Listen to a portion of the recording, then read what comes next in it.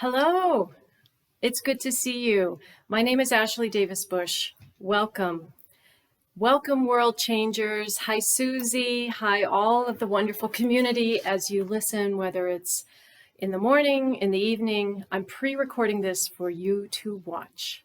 So here we are together. Wow. I'm really delighted to be able to share the review and the looking back, looking forward ideas that I want to share with you. My talk today is silver linings. Well, of course, you know every cloud has a silver lining, and silver lining is really a metaphor for hope and optimism. So I hope to share with you some ways to glean the nuggets of wisdom, of gold, if you will, from this crazy, difficult, challenging, wild year of 2020. Let's see. So a few things. I was your coach the week of, it was the end of September, beginning of October. And my topic was the art and power of acceptance and how acceptance leads to inner peace. We talked about accepting yourself, accepting others, accepting circumstances, and accepting the past.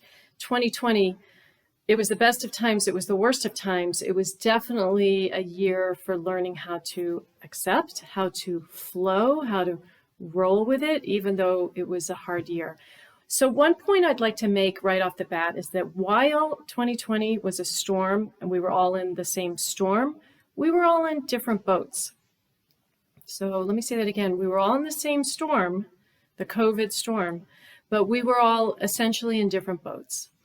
So I just want to kind of reflect on that. And by the way, I'm excited to do this with you all publicly because really all my life I've been a journaler, and I love at the end of the year journaling about the year that just happened and reflecting on what might be in the future years. So I've done this myself all my life, and it kind of amuses me to do it in a way that's public and shares with you all my thought process. So thank you for the opportunity. Thank you, Susie. Thank you, World Changers, for tuning in and listening to my rambles, my musings.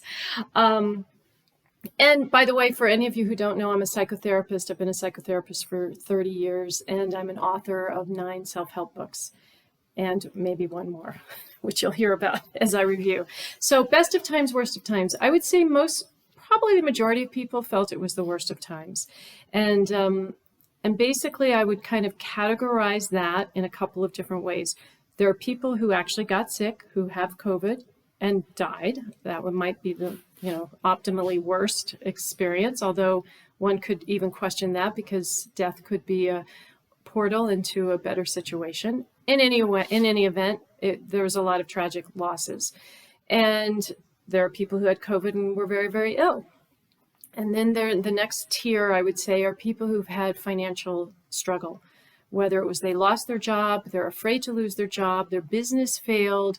I'm seeing that here. I live in Guatemala, by the way, after living for most of my life in the United States. So I will share a little bit about that in my reflection because it's relevant to this year for me and the boat that I'm in. But certainly I've seen financial devastation in Antigua, where I live, which is a tourist town, kind of, survives, not just thrives, but survives on tourism, like Venice or a lot of European cities, Las Vegas, a lot of American cities. And without tourism, the house of cards collapses. So there's this, again, death, sickness, loss, grief, financial ruin.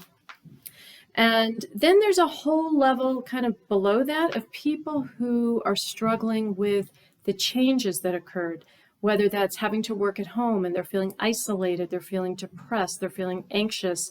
Maybe they're having more marital problems because they're around their spouse more. There's tension in the household. People are, especially extroverts. If you're an extrovert, wow, my heart goes out to you because extroverts have suffered tremendously during this pandemic because they're used to being out and about. So introverts have had a much easier time. And as an introvert, I can attest to that. In any event, because of all of that, we've seen depression rates skyrocket, substance abuse is up. Suicidality is up, which is heartbreaking. People who just, they were on the edge and now being cooped up at home, that was it. Just redirecting the camera, that'll keep you awake. Now you'll know. You'll say, did she just move the camera? So these are all, it's clearly not the silver linings, right? These are the struggles. These are the heartaches. These are the hardships. These are what has made this year so challenging. And then under that, I would say there's just a basic level of sort of sorrowful inconvenience. Like you miss going out to restaurants. Maybe you missed a big event this year. Maybe you had a wedding scheduled. Maybe it was a big birthday and you had a whole family reunion coming in. Anyone who was graduating from high school or college, big events, that they all got postponed basically, or completely, canceled, not even ever to be rescheduled. So you have that kind of level. And then just sort of, even under that perhaps, is the collective angst of watching the world around you suffer, even if you are not. And so I kind of put myself in that boat, and I want to share with you why. 2020 was a big year for me because it was the fulfillment of a dream. And to share with you what that was, I have to go back to 2015. In 2015, my husband Dan and I brought our 2 sons to Guatemala on a family vacation in January of that year, 2015. Why did we pick that? Because it felt more affordable than going to Europe. We wanted a sort of a big fun trip for our boys. We have 5 children between us, and we had already taken the girls on some trips. If you just heard that, it's not a bomb. There are fireworks going off all the time today because it's a special feast day of the Dia de la Maria de Guadalupe. It's the Virgin of Guadalupe. And so I'm not in a war zone. You may hear these explosions going off, but there are fireworks all day for this feast celebration of the Virgen de Guadalupe. Oh my. Anyway, that's the fun of this place. Every day's a fiesta practically. In any event, so we brought the boys to, Channing, my son, wanted to see the Mayan Ruins in Tikal. And once you start to research Guatemala, if you're coming to see the Mayan Ruins in Tikal, you realize there are basically 3 places that tourists typically go to in Guatemala, and one of them is Antigua. So it's Tikal in the north, Antigua sort of the centers to south, and then Lake Atitlan. So we came to Antigua, and it's just a charming, amazing, beautiful town. It's magical. There's something about it. It's a World UNESCO Heritage Site. It's all cobblestone streets. It's very historic. This was the capital of Guatemala for 200 or 300 years. And there were 30 monastic communities here at one time. And a huge earthquake in 1773 destroyed a lot of the city. But all of those ruins are sort of intact. So the whole town is littered with these ruins of cathedrals and monasteries.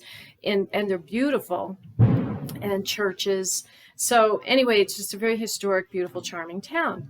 So we're in a shuttle going from Antigua to Atitlan, and there's a woman in the bus, and she's speaking Spanish to the driver. And I grew up speaking Spanish because I grew up in Texas and near Mexico. I just was familiar with the Latin culture in that way and studied Spanish all through school. So I tell her, wow, your Spanish is great, because mine was incredibly rusty. I basically didn't speak it from college till 2015. And she says, well, I live in Chicago, and I come every winter for 2 or 3 weeks. I come to Antigua. I study in a Spanish school, and I live with a family. They feed me, they take care of me, and I leave my husband and kids behind and do this every year. And I thought, wow, what a great idea. What a great idea. Because I was in Boston area, southern New Hampshire, very tired of New England winters, very eager to not be living in a place that brutally cold for so much of the year.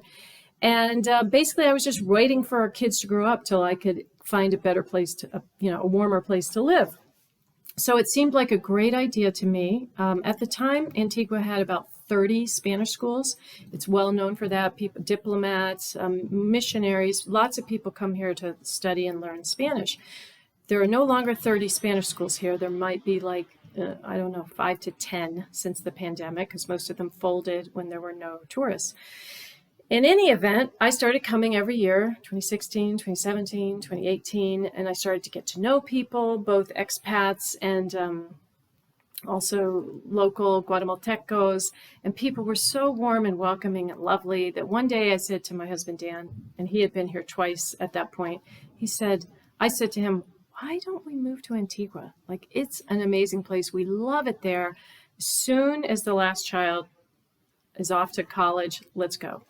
So that plan was in the pipeline, probably 18 and 19, a couple of years, 2 to 3 years.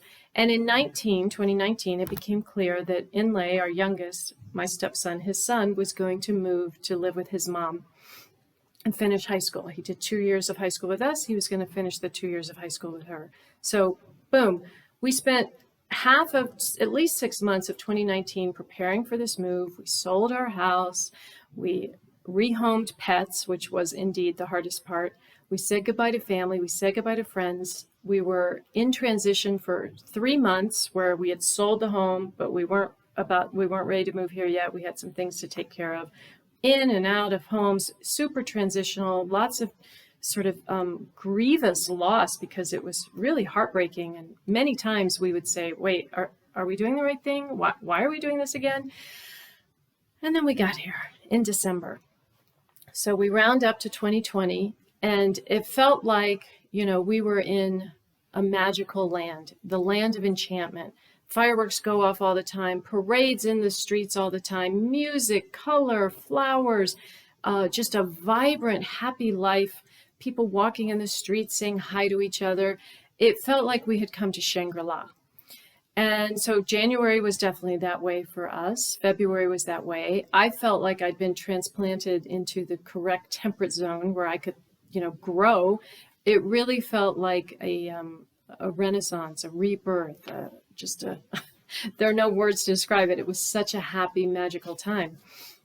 February was much the same, and we had friends visiting, coming to see, like, what's the fuss about? What's so great about Antigua? And so our friends were coming, and we're showing them everything. Lots of beautiful restaurants and cafes, and everything's outside because it's temperate year-round here. It's between 60 and 80 all year round. Anyway, then March comes, and we go to Scotland, actually, because my daughter did graduate, just not in live. We came earlier in March for her senior year at St. Andrews. So we were in St. Andrews and Edinburgh, and we went to Inverness, of your country. And so we were there, and the headlines of the news kept talking about this terrible virus from China that was making its way west.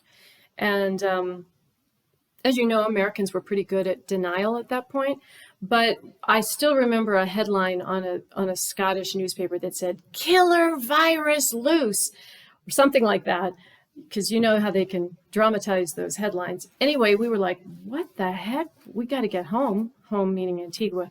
We made it home. As it turns out, we finished our trip. But as it turns out, in other words, we didn't end it early, but we came back to Antigua and boom, the airport closed within 24 hours. The airport to Antigua stayed closed until September 18th.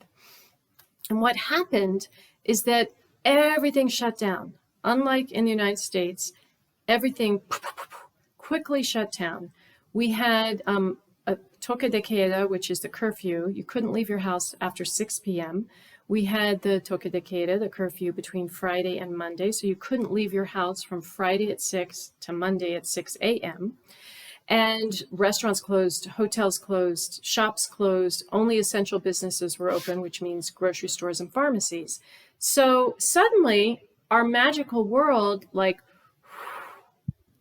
and so my first response was a lot of sadness, fear, as most people had, watching the news, what in the world is happening, the terrible escalation in Europe in that time around, April at that point.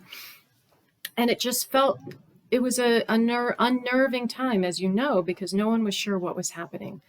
And I would say a few weeks went by where, we just were spending so much time closed in, but several things were, for me personally, working, so to speak, in my favor, which is that I was already used to working from home.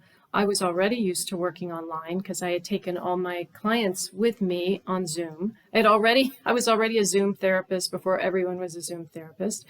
And I'm an introvert, so I don't really mind being at home. And I was with Dan, my beloved husband, whom I couldn't wait to spend time with, because we'd spent a decade with our blended family where time alone was a premium.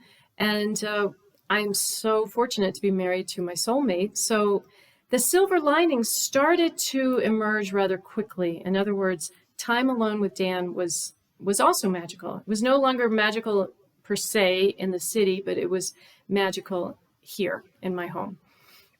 So we immediately just basically started launching into gratitude. Okay, we don't have the life we thought we were going to have right now in Antigua, but we have each other, we are healthy, we have work online, we're together, and it felt almost like being on a deserted island together, and it was romantic. So for me, that silver lining was that, wow, I used to want time alone with my husband, and now I've got it in spades. And turns out it's lovely. It's really, really lovely. The other thing I started to do with that time, especially the weekends, my work week hadn't changed that much because I still had clients most days, and I was still in that sort of routine. But the weekends were extremely different because we weren't going out and about, and we weren't socializing and exploring the city. So as a writer, I said to myself, I think I need to write. And ironically, in January, February, one of my previous editors had reached out to me and said, "Are you working on anything?" And I said, "Well, not really. Actually, I've just moved to Antigua." And she said, "Well, if you have any ideas with regards to a spirituality-based book, let me know." So I did start thinking about that because spirituality is one of my favorite topics. And grief is one of my longtime topics. The first book I ever wrote was Transcending Loss. That's 1997, 23, 4 years ago. And I work with a lot of bereaved people. So I thought, I need to write a book about grief and spirituality. And that was in January, February. And I told my editor, I can't write that book. I'm immersed in a new life. I'm having a fantastic time. I could write a book about being an expatriate and having a blast, but I can't write that book right now. Well, as soon as we just shut down, I said, I think I'm supposed to write that book right now. So I spent 5 months on weekends writing Spiritual Grief. And it's about, my subtitle is From the End of Suffering to Higher Healing. So that was one of my silver linings, is that I had time to write that book. At this point, still don't have a publisher for that book, but one of my goals for 2021 is that if my agent can't sell the book, I'm going to self-publish it on Amazon, because I feel like I wrote that book during the pandemic. The universe wanted me to write that book, and I'm going to get it out there. The other silver lining during that time for me was that I'm connected, affiliated, associated with a monastic community out of Cambridge called the Society for St. John the Evangelist, which their founder originally came from England, FYI. And I have been going on retreats with the brothers for 20 years. They have 2 locations. One is their primary monastery in Cambridge, Mass., and they have a rural monastery, farmhouse, guest house in West Newbury, Mass. So I had been retreating at one or the other of those places 4 times a year for 20 years. And I went to the Holy Land, to Jerusalem and Bethlehem with the brothers in 2018. So I have a solid relationship with the brothers, and I'm a member of their fellowship. So I was really sad when I left that I wouldn't get to see them 4 times a year. Maybe once a year was the hope, that because our plan was to go back to the United States every summer to visit family. That didn't happen, obviously, in 2020. In any event, the brothers, as a response to the pandemic, put all their services online, live streaming their evensongs, their complines, their Eucharists. They just started the Eucharist, actually. Anyway, the point is, I've been able to follow and stay connected with the brothers in a way that I never would have been able to otherwise, because they were never going to stream their services. That was unheard of to them. And yet they've been doing it now for months, and I'm able to stay connected to them in that way. So for me, the silver linings became immediately evident with, I get time with my beloved husband, I get to watch my beloved brothers stream their services, and I got to write the book that apparently the universe wanted me to write, which I otherwise definitely would not have written, at least not this year. So those became evident. There was another silver lining I want to share with you, because it was what I call making the silver. The others I just kind of noticed. Oh, I have time alone. Let me make the best of it. Oh, I have time on weekends. Let me make the best of it and do something productive. Sometimes the silver lining is not evident, so you have to make silver. And for us, that meant joining with a local friend and saying, oh my gosh, these Guatemalan, poverty is now rampant. All these people that were in the tourist industry are basically, they have zero income now. So we started a GoFundMe fundraiser, which we later called Ayuda a tu vecino, which is help your neighbor. And we raised $27,000 over 6 months just based on our own fundraising efforts and contacts. And we identified initially 80 families that we helped for 2 months. It pared down, and we eventually got down to 20 of the most needy families that we were in contact with. And we've been supporting them every month with grocery coupons for 6 months. And we got to know these families, and they've been so grateful, and they share with their community. And anyway, it was just something that really touched us, touched them. And in fact, we're having our final distribution on Tuesday, which we're calling a mini fiesta, in that we're going to give them some food and toys for the kids and play some music. And of course, everyone will wear their masks. So we made silver that way. I guess what I want to say also is that after the airport opened in September, we started basically opening up.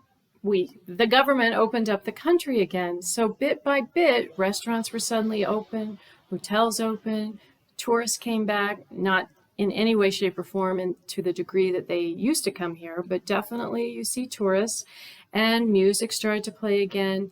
There are no longer parades in the streets or giant crowds, but the parks opened again. So I would say from the end of September, for the last couple of months, it's almost felt like normal. So that had another kind of weird feeling for me, that I felt like, for me, I could see friends again. I could go out to lunch again. I went to dinner parties.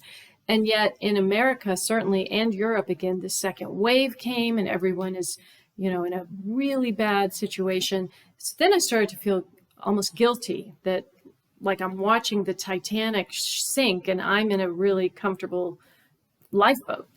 And so I had to start really wrestling with what does that mean when you're not struggling, but everyone else around you is. And for me, it meant sort of dialing into the metta practice, loving kindness practice, which I believe I shared in one of my talks back in the early fall, of basically sending out loving kindness to people and trying to be the light of hope. That if people are in darkness and you're in light, you don't have to feel guilty for being in the light. You just want to share the light. You want to spread the light. So I've been trying to be more intentional about doing that, not only with my clients, but with some of the Facebook sites I moderate. One is Transcending Loss, one is Shortcuts to Inner Peace, and one is just my author page, Ashley Davis Bush, of recognizing that if you're not struggling as much as other people are, then you want to be a help in whatever way you can, even if that's just being the light of hope, trying to be the silver. Okay, so basically that's kind of my story, which is that while 2020 was a mixed bag, in many ways it wasn't that bad for me personally. And so I'm trying to share the light and to recognize that when others are suffering, if you're in a situation where you're not as in the dark, you want to share the light. So what does all this mean for you guys? Because you're not living here, you're living where you live. You may or may not have had any of those things I was indicating, whether it's the financial stress, the loss, the grief, the, plans that have gotten changed. Certainly we've all had plans change. That one's at the very, bottom denominator, common denominator. As I said, I didn't get to go back and see my kids this year, which was and is a heartbreak. So what is the silver lining? Again, look for your silver. So I guess my charge to you is look for the silver. If you don't see any silver linings, wait for the silver, because sometimes silver linings aren't evident. They have to emerge over time. And then the last bit, after you've noticed, after you're waiting, do you need to make silver? And making silver means saying, okay, this is what I've got, which goes into the alignment piece of acceptance, and saying, this is what I've got. I'm not going to resist it. I'm not going to have a tug of war with reality, which I'm going to lose. So you release, surrender the rope, and then you go into possibility and say, okay, so what am I going to do about it? What can I make happen that's positive? Sometimes it's really evident, and sometimes you have to work a little to make it happen. But I am 100% confident that silver is always possible. You might have to search for it and you might have to make it, but silver, meaning something hopeful, something positive, something regenerative, something good, can come from something bad. It may be subtle, but it's always possible. And I've worked with grievers for 30 years who have had tragic losses, pre-pandemic losses. I mean, in a way, COVID has just intensified what has always been there, which is that, guess what? Fact, people get sick. Fact, people die. Fact, you will lose people you love. That's always been the case. And nevertheless, in that experience, there's a possibility to deepen your spiritual life, to slow down and evaluate what matters, to realize how you can reach out for help or help others, build community, that we're all connected. I know early on in the pandemic, there were a lot of pictures, the Atlantic Monthly, I don't know if any of you saw those, when Paris had shut down streets with no traffic, that the earth was recovering a little bit. This allows us to evaluate what are we doing to our planet, slowing down the day-to-day rush to see what's important, to relax the ego, to develop trust, to start to say, I'm not sure what's happening, but I'm going to trust that at some point it's all going to be evident that all is well.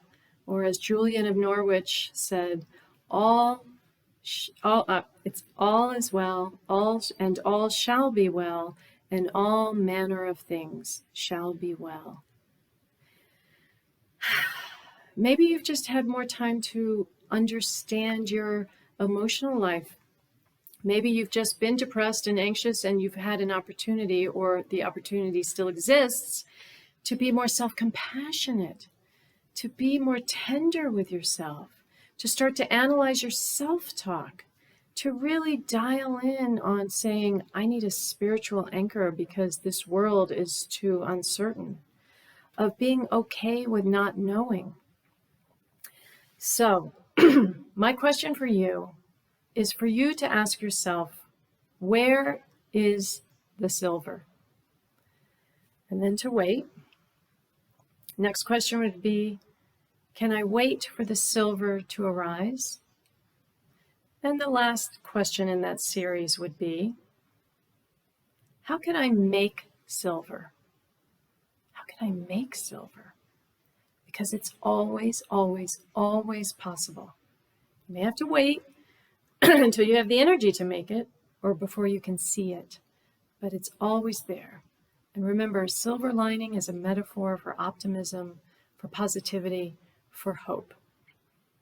And I wish that hope for each and every one of you, because it's scary to be in the dark. We've all been in the dark at one point. While 2020 was, for me personally, an easier year, 2019 was my dark year. I let go of 3 cats, sobbed for days. I had to put my dog down because he was too old in the end to rehome, and he was sick. I had to put him to sleep, sobbed for days and days and days. Said goodbye to friends, to family, sold the home, 1,000 garage sales, or so it seemed, giving, shedding. Wow, like that whole year was about loss and transition for me. So, and of course, we all have those times where it feels bleak and it feels dark, and maybe you don't see the silver, but I'm here to tell you that it's there, and hopefully you'll see it soon, or you'll make the silver. So I charge you with that. Thank you for being there, your beautiful community, to change the world, to change yourself, but first accept yourself. And it's just a lot of positive energy you're putting out there in the world. So thank you, Susie. Thank you for giving me this opportunity to share my thoughts. And I'm going to end, because I can't believe I actually went to 30 minutes. I thought it would be like, I'd be done in 2. Anyway, this is a Thomas Merton quote. He's a Christian mystic. Thomas Merton. You do not need to know what is happening or where it's all going. What you need to recognize are the opportunities and the challenges offered by the present moment, and to embrace them with courage, trust, and love. The world is transparent, and the divine is shining through all the time. I leave you with that, my friends. Happy New Year. Find the silver, make the silver. All shall be well. Namaste.